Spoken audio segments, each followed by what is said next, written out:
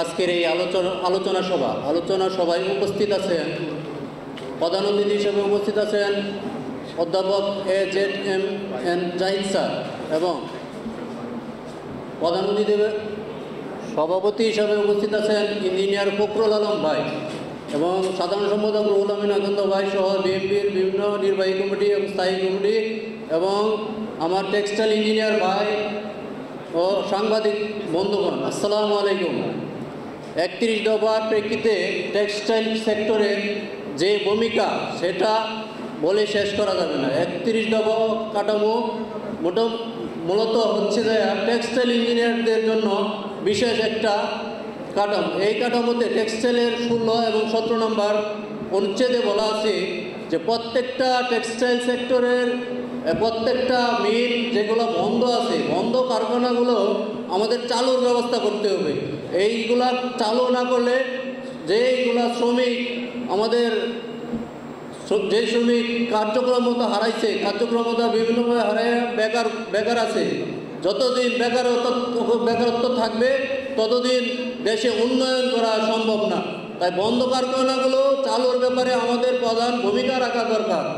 সেই হিসাবে এবং আগামীতে যে স্বাধীনতার 5ই আগস্ট যে স্বাধীনতা অর্জন হয়েছে সেই স্বাধীনতাটা মূলত তখনই পূর্ণ স্বাধীনতায় রূপান্তরিত হবে যখন আমাদের একটা পূর্ণাঙ্গ নির্বাচনের মাধ্যমে একজন প্রধানমন্ত্রী আমরা নির্বাচিত করতে পারবো। প্রধানমন্ত্রী নির্বাচন না করা পর্যন্ত আমাদের যে স্বাধীনতা সেই স্বাধীনতার পূর্ণাঙ্গ রূপ লাভ করা যাবে না। জনাব তারেক রহমান বলেছেন যে নির্বাচন অবশ্যই আমাদের সঠিক টাইমে করতে হবে। নির্বাচন ব্যতীত আমাদের কোনো কাঠামোই করা সম্ভব না। সঠিক কাঠামো করতে হলে প্রথমে আমাদের নির্বাচন করতে হবে। নির্বাচন ব্যতীত কোনো কার্যক্রমে হাত দেওয়া সম্ভব না।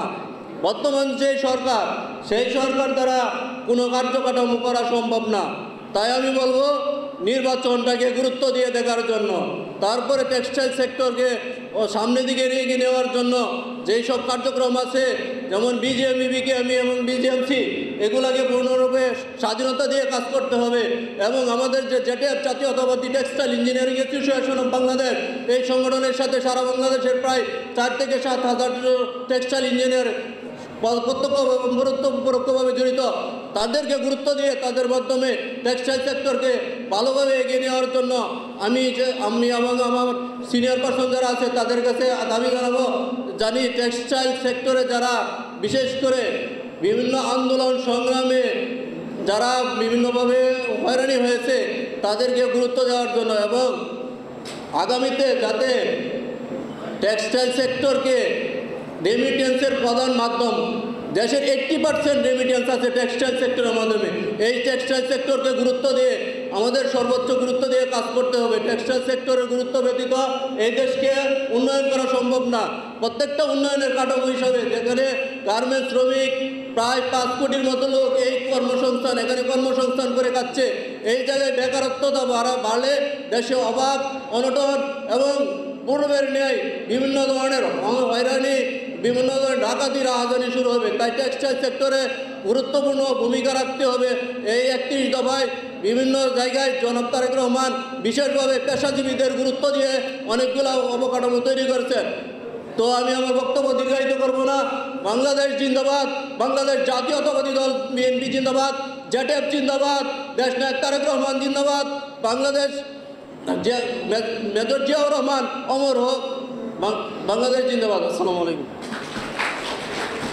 আমাদের মধ্যে উপস্থিত হয়েছেন জাতীয়তাবাদী textile engineers association of Bangladesh ভাই এবং উপস্থিত আছেন বিএনপির সিনিয়র যুগ্ম মহাসচিব নরসিংদী জেলা বিএনপির সম্মানিত সভাপতি খায়রুল কবির খোকন ভাই এবং আজকের এই সভার সম্মানিত সভাপতি জনাব ইঞ্জিনিয়ার ফখরুল আলম ভাই এবং সাধারণ সম্পাদক ABM রুহুল আমিন ভাই সকল, এছাড়াও সহ আমার সকল টেক্সটাইল সহযোদ্ধা, সবাইকে আসসালামু আলাইকুম। আজকের এই যে 31 দফার আলোকে যে রাষ্ট্র কাঠামো যে নির্মাণের জন্য টেক্সটাইল সেক্টর যে আলোচনা সভা, এই আলোচনা সভার প্রধান উৎসই হচ্ছে আমাদের টেক্সটাইল সেক্টরকে কীভাবে এগিয়ে নিয়ে যেতে হবে। আপনারা জানেন 1978 সালে শহীদ প্রেসিডেন্ট জিয়াউর রহমান আমাদের বাংলাদেশের সর্বপ্রথম যে গার্মেন্টস রিয়াজ গার্মেন্টস তার প্রোডাক্টিভিটি শুরু করেন। আমাদের এই টেক্সটাইল সেক্টরের জনক আমরা শহীদ প্রেসিডেন্ট জিয়াউর রহমানকেই জানি।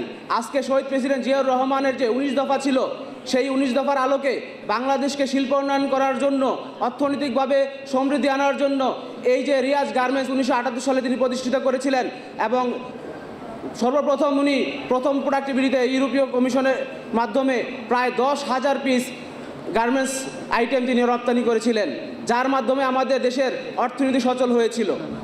আপনারা জানেন বর্তমানে যেই আমাদের গত 15টা বছর একজন ফ্যাসিস্ট ছিল খুনি হাসিনা, এই ফ্যাসিস্ট আমাদের দেশটাকে ধ্বংস করে দিয়ে গেছে। শুধু ভোটের মাঠে না, অর্থনৈতিকভাবে আমাদের দেশকে পঙ্গু করে গিয়েছে, এই টেক্সটাইল সেক্টরকে ধ্বংস করে গিয়েছে।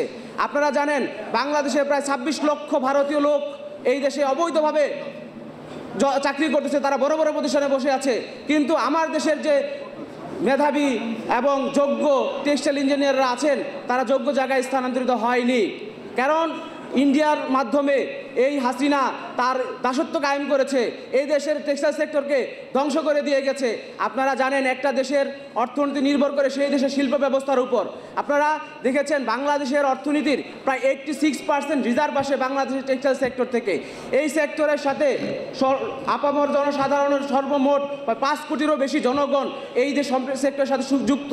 শুধু এই সেক্টর না, আপনারা দেখেন বাংলাদেশের যে ব্যাংকিং সেক্টর, এই সেক্টরটাও কিন্তু অলমোস্ট টেক্সটাইল সেক্টরের উপর ডিপেন্ড করে থাকে। কারণ আপনার যে এলসি প্রদানটা হয়, এলসির মূলটা হচ্ছে ব্যাংকের মাধ্যমে হয়। আজকে যদি ব্যাংকের অর্থনীতি শক্তিশালী না থাকে তাহলে আপনি এলসি করতে পারবেন না, তাহলে আপনি এক্সপোর্ট ইনপুট করতে পারবেন না। সামগ্রিকভাবে এই দেশের অর্থনীতি টিকে আছে টেক্সটাইল সেক্টরের উপর। তাই আমি বলতে চাই এই দেশকে বাঁচাতে হলে, এই দেশের অর্থনীতিকে বাঁচাতে হলে টেক্সটাইল সেক্টরকে গুরুত্ব দিতে হবে। আর আমাদের যে রাষ্ট্র কাঠামোর ব্যবস্থা, আপনারা জানেন আমেরিকা আমাদের জিএসপি সুবিধা বাতিল করে দিয়েছে, ইউরোপীয় ইউনিয়ন আমাদের জিএসপি সুবিধা বাতিল করে দিয়েছে। আমি বর্তমান যে সরকার আছে তাদের কাছে অনুরোধ করতে চাই, আপনারা আমাদের যে শ্রম বাজারটাকে উন্মুক্ত করে দেন, তাদের জিএসপি সুবিধার ব্যবস্থাটা করে দেন, তাহলে আমাদের এই দেশ অর্থনৈতিকভাবে সমৃদ্ধ হবে। আর আমাদের ভারপ্রাপ্ত চেয়ারম্যান জনাব তারেক রহমান যে 31 দফা দিয়েছেন, সেই 31 দফার আলোকে আমাদের নতুনভাবে রাষ্ট্র কাঠামো গড়ে তুলতে হবে।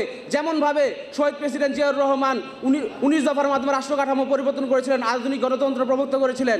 আমাদের দেশের এখন আমরা যেই জন্য 16 বছর লড়াই করেছিলাম, একমাত্র লড়াই ছিলাম গণতন্ত্রের জন্য, বৈষম্য দূর করার জন্য, কিন্তু আমরা কিন্তু সেই বৈষম্য এখনো দূর করতে পারি নাই।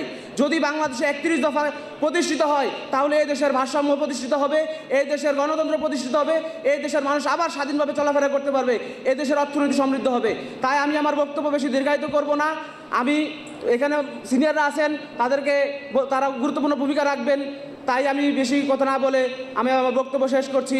শহীদ প্রেসিডেন্ট জিয়াউর রহমান অমর হোক, দেশনেত্রী খালেদা জিয়া জিন্দাবাদ, তারুণ্যের অহংকার তারেক রহমান জিন্দাবাদ। তারেক রহমান বীরের বেশে বাংলাদেশে ফিরে আসবে ইনশাআল্লাহ। প্রতিষ্ঠাতা শহীদ রাষ্ট্রপতি জিয়াউর রহমানকে এবং আমাদের তারেক রহমান স্যার যেভাবে আমাদের 31 দফা বাস্তবায়নের জন্য যেসব দফাগুলো দিয়েছে আমাদের সেগুলো বাস্তবায়ন করতে হবে।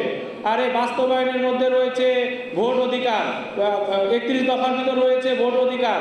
এই ভোট অধিকারের জন্য কিন্তু আপনারা জানেন বিগত সরকার সে কিন্তু সবার কাছে লাঞ্ছিত হয়েছিল। তো আমাদের 31 দফার ভিতরে যে ভোট অধিকারটা রয়েছে এটা আমাদের 100% নিশ্চিত করতে হবে।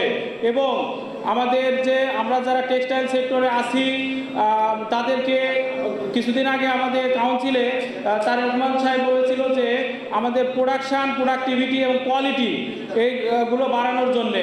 তো আমরা এগুলো বাড়াবো এবং দেশের বাইরে অন্যান্য রাষ্ট্রের সাথে আমাদের সম্পর্ক খুবই সুন্দর করব এবং আমরা সুন্দর করে আমরা কাজ চালিয়ে যাব। আমার এই কথাগুলো বলে আমার বক্তব্য শেষ করছি। আসসালামু আলাইকুম। সেক্টর শীর্ষক আলোচনা সভায় আজকের এই আলোচনা সভার প্রধান অতিথি অধ্যাপক ডাক্তার এজেড.এম. জাহিদ হোসেন, সদস্য জাতীয় স্থায়ী কমিটি বিএনপি ও আহ্বায়ক বাংলাদেশ সম্মিলিত পেশাজীবী পরিষদ বিএসপিপি। আজকের এই 31 দফার প্রেক্ষিত টেক্সটাইল সেক্টর আলোচনা সভার সম্মানিত সভাপতি ইঞ্জিনিয়ার মোহাম্মদ ফখরুল আলম, সভাপতি জেকেব কেন্দ্রীয় নির্বাহী কমিটি। আজকের এই আলোচনা সভার পরিচালনায় দায়িত্বে আছেন ইঞ্জিনিয়ার ABM রুহুল আমিন আকন্দ, সাধারণ সম্পাদক জেকেব কেন্দ্রীয় নির্বাহী কমিটি। আজকের এই আলোচনা সভায় আরও উপস্থিত আছেন যারা বাংলাদেশ জাতীয়বাদী দল বিশ্বাসী, যারা আমাদের শহীদ প্রেসিডেন্ট জিয়াউর রহমানকে ভালোবাসেন, যারা আমাদের আপসীন নেত্রী গণতন্ত্রের মা বেগম খালেদা জিয়াকে ভালোবাসেন, যারা আমাদের ভারপ্রাপ্ত চেয়ারম্যান জনাব তারেক রহমানকে ভালোবাসেন, আজকে সবাই এখানে উপস্থিত আছেন। আমার জামালপুর জেলার পক্ষ থেকে, জামালপুর জেলার জেটেবের পক্ষ থেকে সবাইকে জানাচ্ছি সংগ্রামী শুভেচ্ছা ও অভিনন্দন, এবং জেটেব জামালপুর জেলার পক্ষ থেকে সবার জন্য অনেক অনেক ভালোবাসা এবং শুভেচ্ছা, এবং সেই সাথে আমি আমার অন্তরের অন্তঃস্থল থেকে সালাম দিচ্ছি, আসসালামু আলাইকুম। আমরা গত জুলাই আগস্ট বিপ্লবে আমরা সাধারণ শিক্ষার্থী, বিভিন্ন শ্রমজীবী পেশাজীবী মানুষের অংশগ্রহণে এবং বিভিন্ন রাজনৈতিক দলের অংশগ্রহণে আমরা যে এই স্বাধীন একটা বাংলাদেশ পেয়েছি এবং ফ্যাসিস্ট শেখ হাসিনাকে আমরা পতন করতে পেরেছি, আমরা একটা বাংলাদেশ পেয়েছি। এখন আমরা একটা সুন্দর একটা বাংলাদেশ পেয়েছি। এখন এই দেশে আমরা মন খুলে কথা বলতে পারি, আমরা আমাদের মনের ভাব ভালোভাবে প্রকাশ করতে পারি। একটা প্রবাদ আছে, it's harder to preserve freedom than to gain it. স্বাধীনতা অর্জনের চেয়ে স্বাধীনতা রক্ষা করা কঠিন। তাই আমি বলতে চাই আমাদের সবাইকে আমাদের এই স্বাধীনতা ধরে রাখতে হবে, কেননা যেন এই ভারত থেকে শেখ হাসিনার দোসররা যেন পায়তারা করতে না পারে, সেই দিকে আমাদের খেয়াল রাখতে হবে। আমাদের ভারপ্রাপ্ত চেয়ারম্যান জনাব তারেক রহমানের ঘোষিত রাষ্ট্র কাঠামো মেরামতের 31 দফা বাস্তবায়নের লক্ষ্যে আমাদের সবাইকে ঐক্যবদ্ধভাবে কাজ করতে হবে, এবং আমাদের শহীদ প্রেসিডেন্ট জিয়াউর রহমানের আদর্শে আমাদের সবাইকে ঐক্যবদ্ধ হয়ে আমাদের জেটেব জাতীয় টেক্সটাইল ইঞ্জিনিয়ার্স ইনস্টিটিউট অফ বাংলাদেশকে আমাদের আরও ভালোভাবে সামনের দিকে এগিয়ে নিয়ে যেতে হবে। আমি আর বেশি কিছু বলতে চাই না। আমাদের জনাব তারেক রহমানের ঘোষিত এই 31 দফার বাস্তবায়নের লক্ষ্যে সবাইকে আমাদের ঐক্যবদ্ধভাবে কাজ করতে হবে, যেন আমাদের এই 31 দফা বাস্তবায়ন করে আগামীতে যেন আমাদের বাংলাদেশকে পরিচালনা করতে পারে আমাদের ভারপ্রাপ্ত চেয়ারম্যান জনাব তারেক রহমান। এই বলে আমি আমার বক্তব্য শেষ করছি। শহীদ প্রেসিডেন্ট জিয়াউর রহমান অমর হোক, আমাদের আপসীন নেত্রী গণতন্ত্রের মা